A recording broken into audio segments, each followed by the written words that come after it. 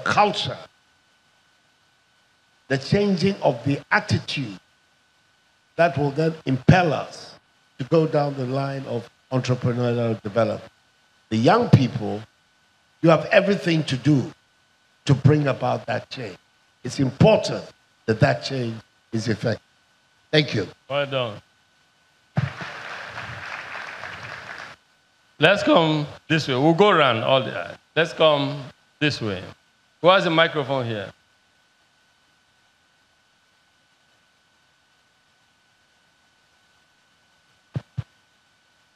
Good afternoon, Your Excellencies and Mr. Tony Elumelu. My name is Cindy Adem.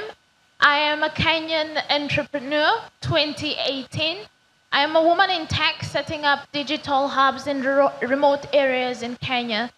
Now, my question is, across Africa, apart from countries like Ghana and Kenya, which have programs that support Tony Elumelu Entrepreneurship Program, what could other countries do to extend that support to their young entrepreneurs in support of programs like this that have shown that they have a reliable platform to push entrepreneurship as an avenue for economic development in their countries?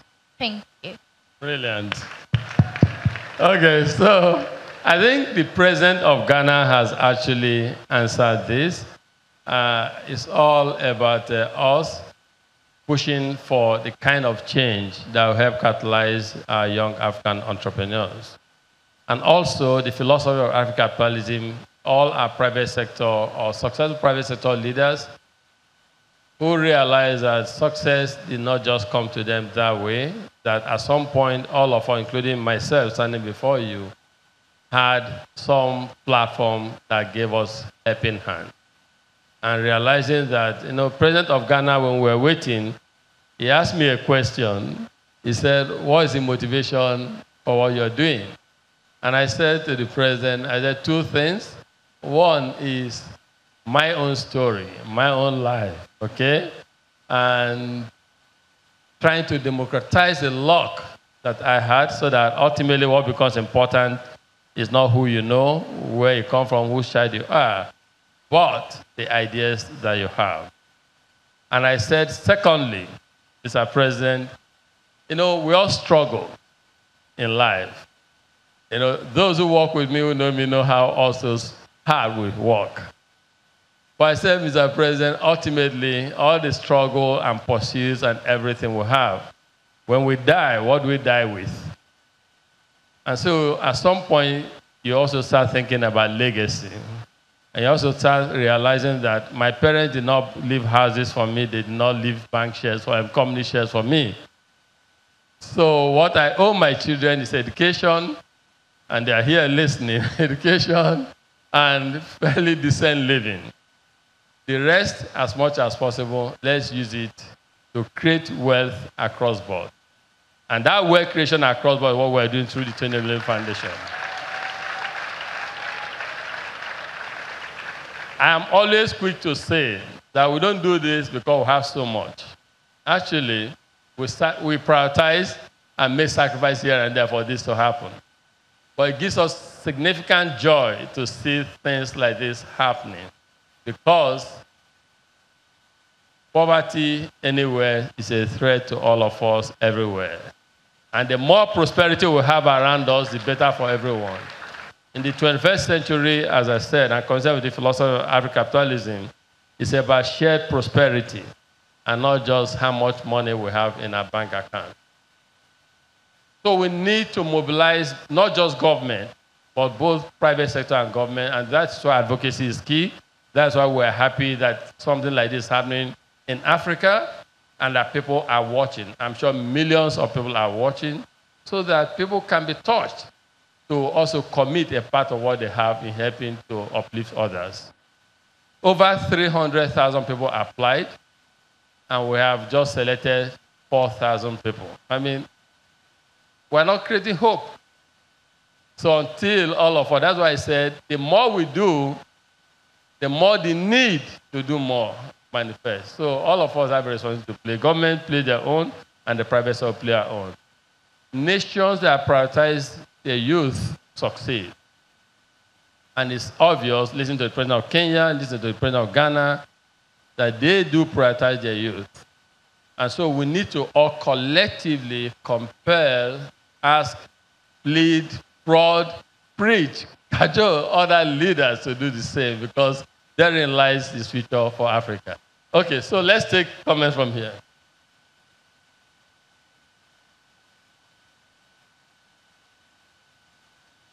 So taking here. Yeah. Okay. Good afternoon, Your Excellency. I'm Mr. Tony Elumelu. Your Excellency, I'm a very religious fellow. Your name, please? I'm Joshua Okori from Nigeria. I run DST class. DST class is the first open expert model AI-powered CAL. That means anybody can teach from any part of the world, and our learners don't need internet to connect to that person. My question is on Africa Beyond Age, because the first time I got interested about you was because of Africa Beyond Age. But that powerful speech, eh? You yes. watch him with his counterpart. Yes, but how practical is Africa Beyond Age? Looking at the recent $60 billion loan from China to Africa, are you concerned that the Africa Beyond Aid agenda might have been betrayed, looking at the rising Africa debt profile that is unattended? And, but then I had this question, but then when you came to talk about Africa Beyond Aid, because I was like, did President Akufo betray us? But when you came back and still talk about Africa Beyond Aid today, I wanted, like, if you could explain more to us what you mean by Ghana Beyond Aid, the way, using your word, the way you used to talk about it. Thank you very much, sir. Just some simple facts. Up till today, the education budget in my country,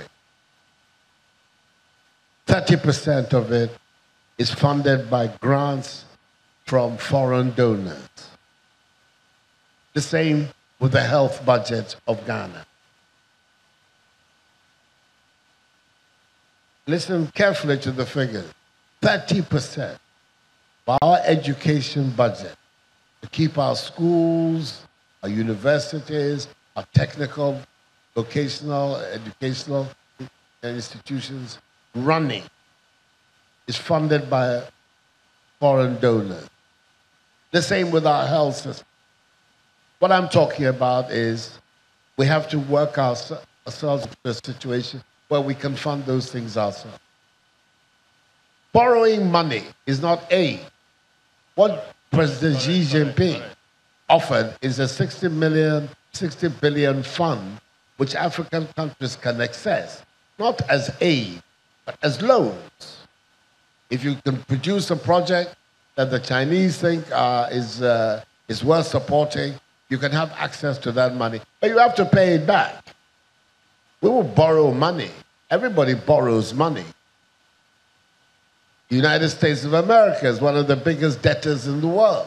That's why we're in business. Yeah, everybody borrows money.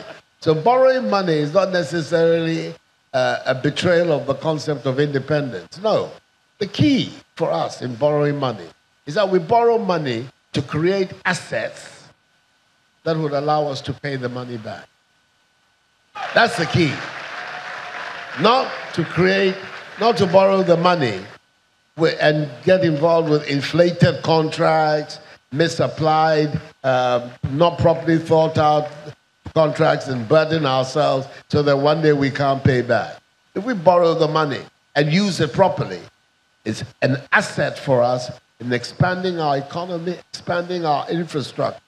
People want to invest in the development of railway in Nigeria.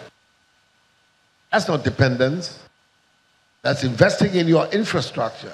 And what it will do to promote business in Nigeria is the way you pay it back. There's no contradiction at all in supporting what the Chinese did and continuing to say that we have to stand on our own 2 feet to develop our country. No contradiction whatsoever. I agree. Anyone this way? Okay, so let's continue